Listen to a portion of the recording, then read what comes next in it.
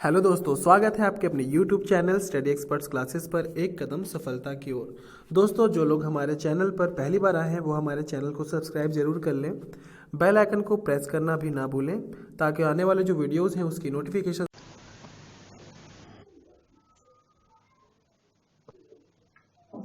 दोस्तों, आज हम सीखेंगे नंबर सिस्टम के बारे में। नंबर सिस्टम होता क्या है, इसको हिंदी में बोलते हैं संख्या, क्या बोलेंगे, संख्या पद्धति। ये संख्या पद्धति है। नंबर सिस्टम के बारे में जानेंगे। आज पूरा वीडियो इसी पे लेकर आए हैं। है क्या चीज संख्या पद्धति? दोस्तों, हम दैनिक जीवन में उपयोग करते हैं 0, 1, 2, 3, 4, 5, 6, 7, 8, 9। ये पूरे कितने संख्या हैं? पूरे के पूरे मिला के कितने हैं? 10। अब इन 10 का यूज करके हम क्या करते हैं, नंबर सिस्टम को बनाते हैं। जैसे बोलते हैं 2 अंकों की संख्या, 3 अंकों की संख्या, 4 अंकों की संख्या, ये सभी मिलकर क्या बनते हैं? एक संख्या पद्धति को दर्शाते हैं, नंबर सिस्टम को दर्शाते हैं। इसकी ये विशेषता है कि ये 10 के 10 प्रतीक हैं जो कि पूरे मैथ्स में यूज होता है। पूरे मैथ्स की बात करें तो इसका ही यूज होगा नंबर सिस्टम के बारे में।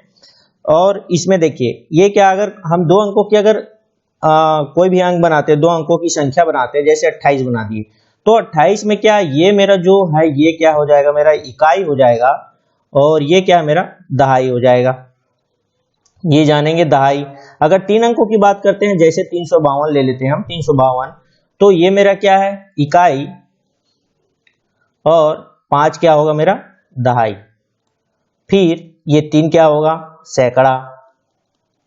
अब ये क्या है, इसी तरह 4 अंकों की, 5 अंकों की, 6 अंकों की अगर बात करेंगे तो पहला जो होगा हमारा, यहाँ पे जो होगा हमारा, ये दहाई बोलता हूं। सबसे पहले क्या होगा, इकाई होगा, इकाई, फिर होगा दहाई, फिर होगा सैकड़ा, फिर होता है 1000, फिर होगा हमारा 10,000, उसके बाद होगा लाख, फिर 10 लाख। ऐसे करते हुए आगे धीरे धीरे करके पूरा इधर बढ़ती हो जाती है संख्या। तो ये सभी क्या है, संख्या पद्धति के अंदर आता है।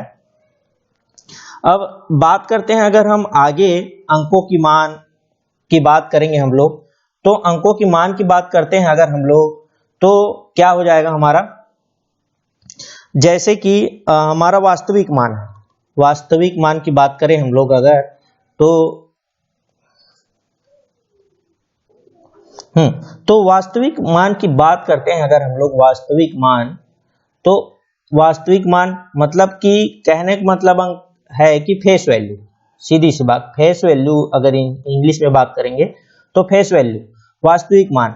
अगर मान लेते हैं, अगर हम लोग कोई भी संख्या लेते हैं, 588 ले लेते हैं। अगर इसमें मैं बात करूंगा कि 5 का वास्तविक मान क्या होगा, तो 5 का जो वास्तविक मान होगा वो 5 ही होगा।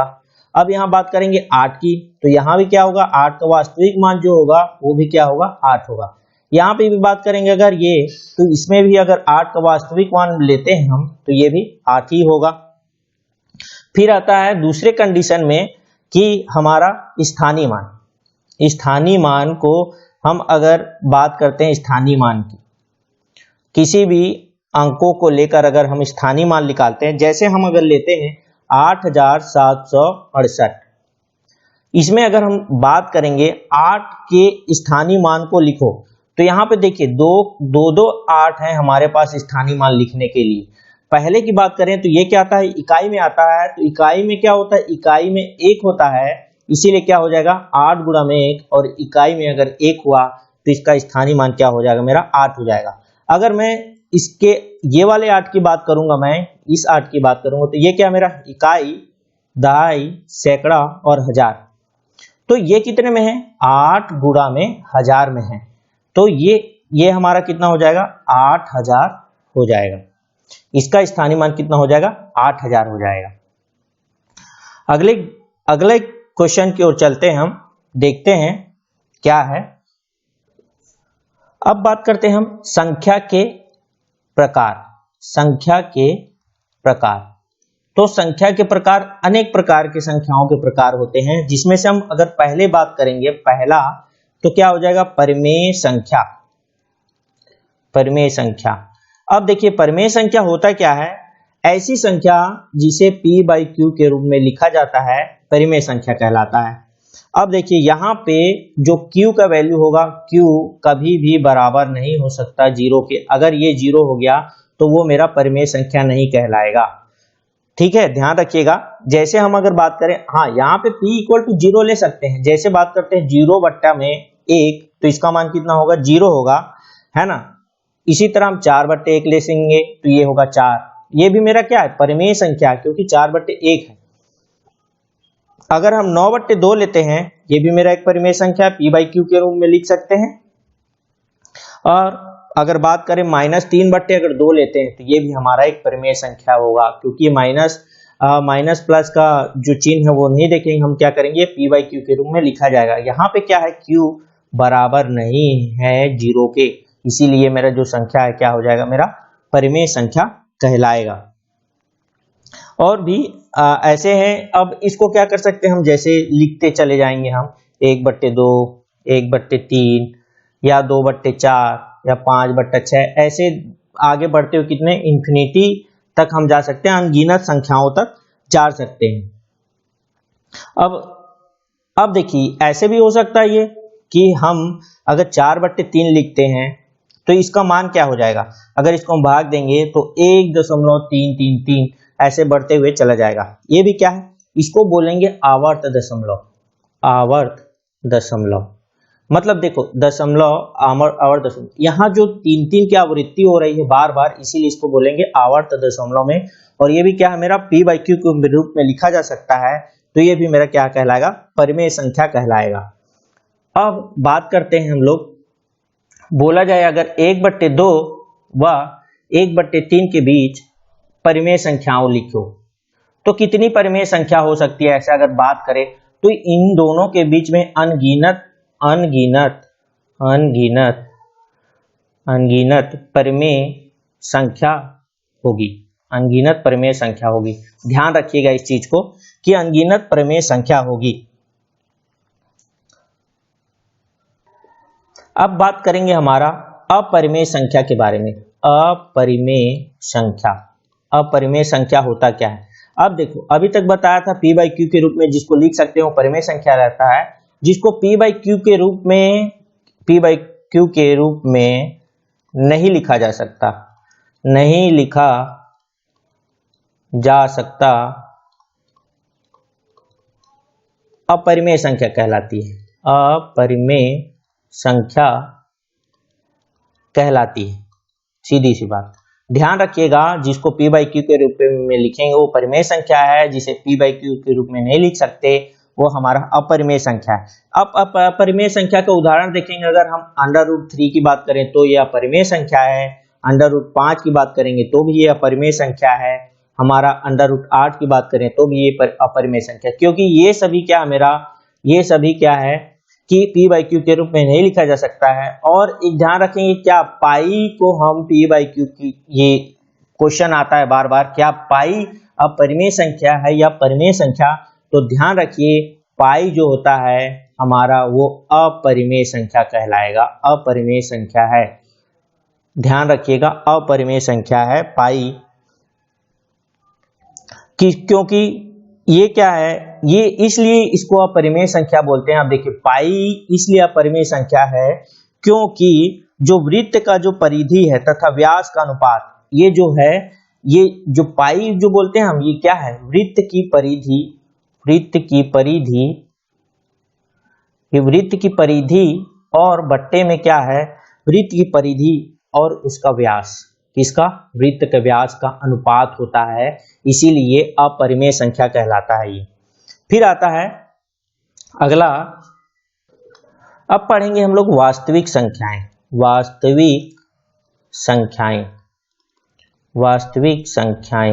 ये वास्तविक संख्याएं होता क्या है। अब देखिए परिमेय और अपरिमेय, परिमेय तथा अपरिमेय संख्याएं, इन दोनों संख्याओं को ही क्या बोलेंगे, हम दोनों को ही वास्तविक संख्याएं कहेंगे। मतलब जो परिमेय संख्या हो और अपरिमेय संख्या हो, दोनों को मिला के क्या बोलेंगे, हम वास्तविक संख्या बोलेंगे। जैसे हम लिख सकते हैं 3, 0 है ना, फिर पाई, √3, ये सभी क्या है मेरा वास्तविक संख्या, -1, √7, ये सभी क्या है मेरा वास्तविक संख्याएं कहलाएगी। फिर आता है प्राकृतिक संख्या। अब प्राकृतिक संख्या क्या होता है, पहले भी आपने कई बार पढ़ा होगा। देखिए प्राकृतिक संख्या क्या होता है। प्राकृतिक संख्या की बात करेंगे, गणना की जाने वाली संख्या है, मतलब जो गणना की जाती है। जैसे मतलब सीधी सी बात, जो संख्याएं 1 से चालू हो, 0 से नहीं, 1 से, 1, 2, 3, 4 डैश डैश डैश डैश करके। अब इसको हम लोग किससे डिनोट करते हैं, n से। इसको इंग्लिश में बोलते हैं नेचुरल नंबर। ठीक है, ध्यान रखिएगा, ये नेचुरल नंबर कहलाता है। और ये कहां तक होता है, ये इंफिनिटी तक होता है। फिर आता है पूर्ण संख्याएं। पूर्ण संख्याएं क्या होता है, पूर्ण संख्या। अब पूर्ण संख्या की बात करते हैं हम लोग, तो पूर्ण संख्या क्या है, प्राकृतिक संख्याओं के समूह से अगर देखिए ये जो प्राकृतिक संख्या है हमारा, इसमें अगर 0 भी शामिल कर दिया जाए तो पूर्ण संख्या कहलाता है। 1, 2, 3, 4, ये भी कहां तक होता है, इंफिनिटी तक होता है। पूर्ण संख्या को इंग्लिश में बोलते हैं होल नंबर। और ध्यान रखिए कि इसको हम लोग W से डिनोट करते हैं। प्राकृतिक संख्या हो गया, पूर्ण संख्या हो गया। अब आता है पूर्णांक संख्याएं। ध्यान रखिएगा, पूर्णांक संख्याएं। ये पूर्णांक संख्याएं होता क्या है, पूर्णांक संख्याएं मतलब देखिए, ये तो हमारा नेचुरल नंबर और पूर्ण संख्या की बात हो गई। अब अगर हम लोग -इंफिनिटी से लेके पूरा इंफिनिटी, -3, -2, -1, 0, 1, 2, 3, 4 और प्लस इंफिनिटी तक जाएं, तो ये सभी क्या है, हमारा पूर्ण संख्याएं कहलाती है। ये सभी क्या है, मेरा पूर्ण संख्याएं कहलाती है। ध्यान रखिएगा। और फिर अगला पढ़ते हैं हम लोग आगे। अब पढ़ेंगे हम धन पूर्णांक संख्याएं। क्या पढ़ेंगे, धन पूर्णांक संख्याएं के बारे में पढ़ेंगे। धन पूर्णांक संख्या क्या है, सीधी सी बात, धन पूर्णांक संख्या वो है जो 1, 2, 3 चालू से स्टार्ट होकर कितना होता है, इंफिनिटी तक चला जाए। और ये सभी क्या है, पूरा धन में हो, मतलब प्लस वैल्यू में हो। और इसको हम लोग Z+ से डिनोट करते हैं, Z+ करके आगे 1, 2, 3, 4 और इंफिनिटी तक। सेम क्या करेंगे हम, ऋण क्या करेंगे, ऋण पूर्णांक संख्याएं।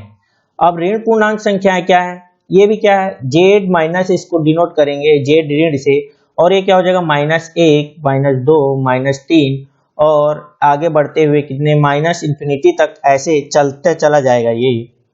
और फिर ध्यान रखने वाली बात यह है कि ऋण पूर्णांक में जो सबसे छोटी संख्या होती है, अगर ऋण पूर्णांक में सबसे छोटी संख्या बात करेंगे तो -इंफिनिटी होगा। और धन पूर्णांक में अगर सबसे बात करेंगे और धन की बात करेंगे तो सबसे बड़ा क्या होगा, +इंफिनिटी होगा। अगर ऋण में सबसे छोटी संख्या बोलेंगे तो ये हमारा माइनस ऋण हो गया, और सबसे बड़ी बोलेंगे तो -1 होगा। और इसमें अगर सबसे छोटी बोलेंगे तो क्या होगा, -1 होता, +1 होगा। ध्यान रखेंगे, अगर सबसे बड़ी संख्या अगर ऋण पूर्णांक में बोलेंगे तो -1 होगा बड़ी संख्या, और छोटी संख्या की बात करेंगे तो ये हमारा छोटी संख्या होगा। क्या, कौन सी छोटी संख्या होगा, ध्यान रखिएगा, -इंफिनिटी। अब बात करते हैं हम सम संख्याएं। सम संख्याएं होता क्या है, सम संख्या भी क्या होता है, मतलब ऋण बोलता है। पहले धन की बात करेंगे, धन संख्या और ऋण संख्या दोनों की बात करेंगे, ऋण संख्या और धन संख्या। तो धन सम संख्या की बात करेंगे तो 2, 4, 6, 8, 10, 12 ये सभी धन सम संख्या। अगर ऋण सम संख्या की बात करेंगे तो -2, -4, -6, -8 और -10 ये सभी क्या है, ऋण सम संख्या है। ध्यान रखिएगा ये सभी चीजों को, कभी कभी एग्जाम में ये सभी छोटी छोटी चीजें पूछ दी जाती है, तो कहीं कंफ्यूज ना हो जाइएगा। और ये सभी ध्यान में रखकर आप क्वेश्चन पेपर सॉल्व करिएगा। फिर हम बात करते हैं विषम संख्याओं के बारे में।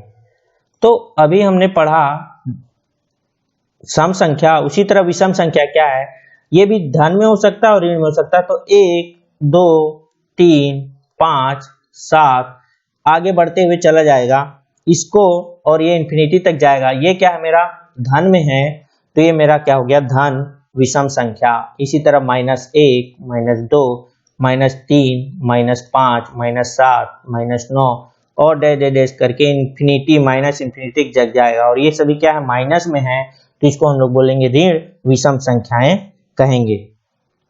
फिर आता है भाज्य संख्या। अब भाज्य संख्या क्या है, भाज्य संख्या के बारे में अगर पढ़ते हैं हम, तो भाज्य संख्याएं वे धन संख्याएं जो एक से तथा स्वयं से विभाजित हो जाए या उसके अलावा दूसरे से विभाजित हो जाए तो क्या कहलाता है, भाज्य संख्या कहलाता है। मतलब एक मान लो कि हम 6 लेते हैं, ये तो खुद 1 से विभाजित हो रही है, 1 से भाग देंगे चला जाएगा, और स्वयं के अलावा दूसरे से भी भाग चला जाए, 2 से भी चला जाएगा और 3 से भी चला जाएगा भाग, तो ये मेरा क्या है, 6 क्या है, मेरा भाज्य संख्या कहलाएगा। उसी तरह क्या होता है, अभाज्य संख्या। अभाज्य संख्या के बारे में पढ़ेंगे अगर, तो ऐसी संख्या जो स्वयं से विभाजित होगी और 1 से विभाजित होगी। जैसे बात करते हैं 3 क्या है, 1 से तो विभाजित हो रही है और स्वयं से विभाजित हो रही है और कोई अन्य संख्या से विभाजित नहीं हो रही है, तो ये मेरा 3 क्या है, अभाज्य संख्या कहलाएगी। और 6 क्या है, अपने के अलावा दूसरे से भी विभाजित हो जा रही है, 2 और 3 से, यहाँ 6 से विभाजित होगी, खुद से भी और अन्य के अलावा विभाजित हो रही है, तो ये मेरा भाज्य संख्या कहलाएगी। और अभाज्य संख्या खुद से और 1 से विभाजित हो तो अभाज्य संख्या कहलाएगी। ध्यान रखिएगा, अब अगला पढ़ेंगे, कुछ और इंपॉर्टेंट पॉइंट है उसके बारे में। अगला पढ़ेंगे शून्य, जो शून्य संख्या है हमारा, जो शून्य संख्या है ना, जो शून्य संख्या पढ़ते हैं हम 0, ये इसके कुछ नियम पढ़ेंगे हम, कुछ नियम हैं उनको जानते हैं। देखिए, शून्य संख्या को अगर किसी संख्या से जोड़ते हैं, x धन 0 से जोड़ते हैं, तो इसका वैल्यू हमारे पास x ही आएगा। अगर किसी संख्या में अगर 0 माइनस करते हैं तो भी हमारे पास x आएगा। ये ध्यान रखिएगा, धन के केस में और ऋण के केस में अगर किसी संख्या को अगर 0 से गुणा करते हैं तो मेरे पास 0 आएगा, ध्यान रखिएगा। और 0 को अगर किसी संख्या से भाग देते हैं तो इसका भी वैल्यू 0 आएगा। ये ध्यान रखिएगा, धन और ऋण के केस में और गुणा और भाग के केस में, ये ध्यान रखिएगा। फिर अगर हम बात करते हैं, अगर 0 की घात अगर हम लोग x ले लेते हैं, 0 की घात x मतलब 0 की पावर कुछ भी ले सकते हैं घात में, 5 6 7 कुछ भी लेंगे, तो ये मेरा वैल्यू क्या होगा, 0 आएगा। ध्यान रखिएगा, ये मेरा वैल्यू 0 आएगा। अगर इसी को अगर हम लोग उल्टा कर दें, अगर कोई संख्या है उसके पावर में अगर 0 है हमारे पास, तो इसका वैल्यू हमेशा 1 होता है। यहाँ अगर 5 की घात 0 कर देंगे तो ये हमारा उसका उत्तर कितना होगा, 1 होगा। ये बहुत इंपॉर्टेंट चीज है, इसको ध्यान में रखिएगा आप। ये फिर आगे बढ़ते हैं हम, अगर हम क्या करते हैं, अगर 0 का वर्गमूल निकालेंगे हम तो हमारे पास क्या आएगा, 0। अब कुछ टेंजेंट फॉर्म में या त्रिकोणमितीय अनुपात वाली चीजों पे देखेंगे, अगर साइन के केस में अगर साइन 0 का घात अगर 0 है, इसका वैल्यू कितना आएगा, मेरे पास 0 आएगा। उसी तरह मेरे पास कॉस 0 है और 0 की घात 0 है, तो इसका वैल्यू 1 आएगा। उसी तरह अगर tan की बात करें, tan 0 की वैल्यू घात 0, तो इसका वैल्यू भी 0 आएगा। ये सभी चीजें ध्यान में रखने वाली बातें हैं, आप ध्यान दीजिएगा इन चीजों को और आगे पढ़ते रहिएगा। और ये हमारा हो गया नंबर सिस्टम के बारे में। अगले वीडियो में जानेंगे हम विभाज्यता के नियम, विभाज्यता के नियम।